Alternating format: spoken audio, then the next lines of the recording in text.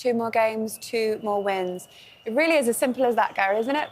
It is. I mean, it's an unbelievable position for us to be in. We haven't been at absolute sparkling best, but a lot of the countries that are in the semi-finals, apart from probably Spain, are in a similar position, and the confidence is growing, and we've got a good group of players in the sense that they know how to get to this stage of a competition. They got to the final last time, obviously, in England. So happy for Saka. His smile just radiates joy, and obviously what he went through 4 years ago was something difficult, and I've seen many players go through it and not return from it. They're not with the same confidence, but he's a brilliant player. Gabriel asked him whether or not every player enjoys penalties. I'm sure he enjoys them a lot more now after that penalty shootout. It's the best feeling when it's over and you've scored and you're through, but I have to echo what Gary said there. You know, even though his interviews, he's trying to tell the audience a lesson of, like, might not go right for you, but you step up, you come back, I have the confidence, I have the belief. You know, he just epitomises he's just incredible. He smiles, he's happy, he's courageous. You're just buzzing for him. So one person that will be feeling really down in the dumps is Manuel Akanji, who took the first penalty for Switzerland, and obviously a big save for Jordan Pickford. And then everything fell into place for England after that. Yeah, devastating for Akanji personally. But again, when we seen the penalty, he looks nervous. His frame of his body, his narrow run-up, he's telegraphed where he's taking it. But a great save, you're going to see in some of the images there. Jordan Pickford's obviously aware of where each player goes and the strategy he should take. But again, it's a great save. I mean, the Akanji run-up is similar to this type of run-up, almost like a sort of a confidence to it. But Akanji's not taking penalties every single week like Ivan Toney is. Doesn't even look, Gary. I mean, he's amazing, honestly. I even looked at the ball. It's fierce. It's like brilliant. I love the way in which he takes part, and this was a big moment, a massive moment. Wraps it, doesn't it? I was pleased for him because even in his interview, he said it's a massive moment for the country, for the team. It's a massive moment for him as an individual to score a winning penalty in a knockout of a tournament. So pleased for him. He's had a tough England career, just generally, you know, just trying to establish himself in the position that obviously he plays for his club, trying to then establish himself as a midfield player.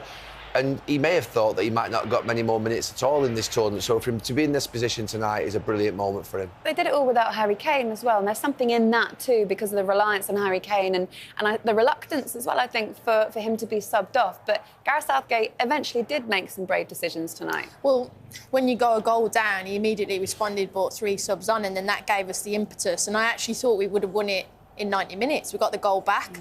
I thought we could have gone on, but we kind of went back to England, retreated back, and we were a bit like frustrated with that. We had them on the ropes, go for it. But look, we got there in the end, and the substitutes obviously were a massive impact. And in the penalties, I think was it Bukayo? Someone said that our players take penalties in the Premier League week in, week out. So it's repetitive. They're used to it. They're used to the pressure. There's a couple of differences. I mean, I think there's a lot of the sort of traits of this England team in this tournament where you say we sit back too deep. Why do we do that? And then obviously when we actually concede a goal, we then go for it. And then as soon as we score a goal, we sit back again deep. That's what we used to do.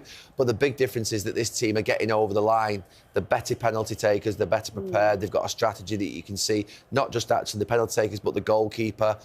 And like you say, all that matters at this stage in the competition is getting over the line. I wish they were playing better because I think they can. I thought today they were better balanced, though. They were a lot better in the shape. Penalties obviously take a fair bit of prep, and especially if you are Jordan Pickford. Yeah, obviously, to memorise every penalty taker or potential penalty taker would take a lot. But you can see, again, they spoke about the prep of the players that are taking them. But for him here, he's recognised that where players dived, the delayed approach that he must take. And I think it's Akanji's one, he says dive to your left. So, again, they don't always work, but they've obviously worked enough today for us to go through to the semi-final. It's worked in the past for him as well, hasn't it? We've seen it before. We've seen him before in competitions like this. We've seen him right in his water bottle. It's obviously a tried and tested method for him. And we should give him his flowers because more often than not, Jordan Pickford comes up trumps. It's amazing, really, and so simple. And I don't know if actually when I look back at all the penalty shootouts that I lost in, that our goalkeeper was given that level of information about the penalties that have been taken, but it's... What, you know what I mean? It was something that's... There probably wasn't footage when you was playing. 1943. Oh, my goodness. We are here to talk about Saka and how brilliant his performance was today. Playing in the right wing-back position at the beginning of the game. I want your initial thoughts on when you saw him playing there, because it wasn't for everyone, but what did you make of his overall contribution? He was a huge threat. We thought he was going to play left wing-back to bring that balance on that left-hand side. It didn't happen. It was a surprise for us to see him on the right, but he had that side to himself. He really did dominate, and he was the biggest threat for England by a long way. And there you go, he's saying, stop talking, blah, blah, blah. But that's to us. To you. What did you think, Harry? He was a constant threat. Sorry, he was so positive, driving at the defender, had him on toast all game, and again he used the runs of the players going in between them. But when he faced 1v1, he was willing to go on the outside as well and use his weaker side. So, yeah, all-round positive performance from Bukayo. It was a real bright spark. He was creating so much, and sometimes there just weren't players on the end of it, Carrie. Yeah, sometimes I think because this one I liked because Declan Rice goes and takes a player away. And it's probably the first time in the game where Bukayo was 1v1 and had the space when he come inside to do this. Just that extra yard to get the shot off. And that was the moment then that was the catalyst that got us back into the game. Cheeky smile from him and it was like, right, here we go. We step up and we go. And then this was his penalty and we were all just so happy for him. So happy. As was his manager. It was almost a point where you didn't really doubt him, despite what's been in the past. You can almost read them sometimes, Gary.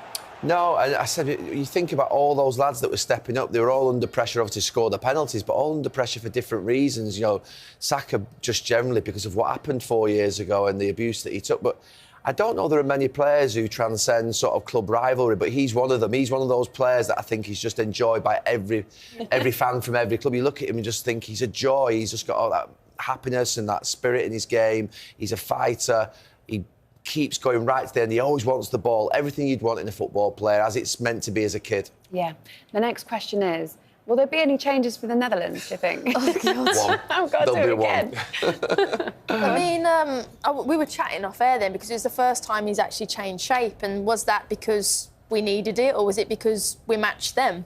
So will it be interesting to see what he does against the Netherlands because they play with a back four. It's a little bit of a hybrid, isn't it? So will he match them or will he keep it the same? So, again, I don't care, Laura. We're through. Will Gay come back in for Konsa? I anticipate him I coming don't back think in. he should. Konsa was amazing I think Konsa today. was fantastic. Yeah, but Mark has been amazing as well, and Yeah. I think that the kind of to not put him back in, I think would be devastating for him. Yeah.